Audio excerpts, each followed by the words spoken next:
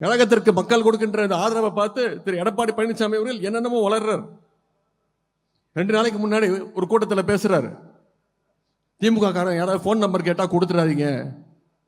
இதுதான் ஒரு எதிர்க்கட்சி தலைவருடைய பிரச்சாரம். தமிழ்நாட்டு மக்கள் நம்முடைய தலைவரை நோக்கி, திராவிட முன்னேற்ற கழகத்தை நோக்கி ஆதரவா நம்மளுடைய தமிழ்நாட்டு மக்கள் வர்றது பார்த்து அவருக்கு எரிச்சல் வருது. பாஜகவோடு இனி எந்த காலத்திலையும் கூட்டணி இல்லைன்னு சொல்லிட்டு அடுத்த மாசமே ஓடி ஒளிஞ்சு போய் 4 கார் மாறி போய் டெல்லியில போய் நல்ல கூட்டணி வச்சுட்டு வந்தவர் தான் திரு எடப்பாடி பழனிசாமி அவர்கள். இன்னைக்கு அது வெளில வந்துருச்சு. இன்னைக்கு ஒவ்வொரு நாளும் திரு அமித்ஷா அவர்கள் ஒரு நாள் சொல்றாரு கூட்டணி ஆட்சி தான் அப்படின்னு, திரு எடப்பாடி பழனிசாமி அடுத்த நாள் சொல்றாரு கிடையாது தனித்துவமான ஆட்சி தான் அப்படின்னு. இப்படி அவங்களுக்குள்ளேயே ஒரு ஒற்றுமை இல்லாத நிலைமை போய்கிட்டு இருக்கு. இன்னும் சொல்றேன், இவங்க 2 பேரும் போட்டி போட்டுக்கிட்டு இப்படி பண்ணிட்டு இருந்தாங்கன்னா தமிழ்நாட்டில் ஒரு தொகுதியில் கூட டெபாசிட்டை கூட வாங்காது அந்த கூட்டணி. இதெல்லாம் தமிழ்நாட்டு மக்கள் பார்த்துக்கிட்டு இருக்கிறாங்க. அண்ணா பேர்ல கட்சியை வச்சுக்கிட்டு சுயநலத்துக்காக அமித்ஷா கிட்ட மொத்தமா அடமானம் வச்சுக்கிட்டு எடப்பாடி பழனிசாமியை பார்த்து இன்னைக்கு ஒட்டுமொத்த தமிழ்நாட்டு மக்களும் சிரிக்கிறாங்க.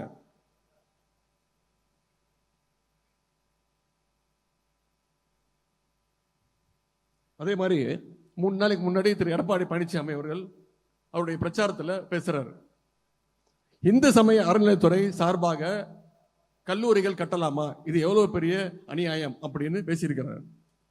கோவில் நிதியில ஏழை எளிய பிள்ளைகள் படிக்க கல்லூரி தொடங்கினா திரு எடப்பாடி பழனிசாமி அவர்களுக்கு ஏன் கோபம் வருது? இந்து சமய அறநிலையத்துறையே இருக்கக்கூடாதுன்னு சொல்ற பாஜகவோட கூட்டணி வச்சதுனால இன்னைக்கு எடப்பாடி பழனிசாமி அவர்களும் ஒரு முழு சங்கியா மாறி இருக்காரு.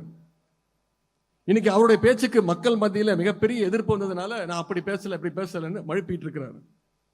அவர் பிரச்சாரத்தை ஆரம்பிக்கும் பொழுது வெள்ளை வேட்டி வெள்ளை சட்டையோட தான் ஆரம்பிச்சார்.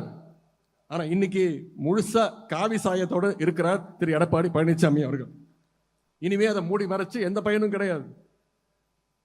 எடப்பாடி பழனிசாமி அவர்களே, நீங்க தமிழ்நாட்டுக்குள்ள பாஜகவுக்கு பாதை போட்டு கொடுக்கலான்னு பாக்குறீங்க.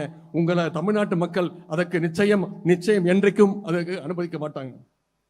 உங்களுடைய அந்த எண்ணத்தை கருப்பு சிவப்பு வேட்டி கட்டிய எங்களுடைய திராவிட முன்னேற்ற கழக உடன்பிறப்புகள் நிச்சயம் விடமாட்டார்கள்.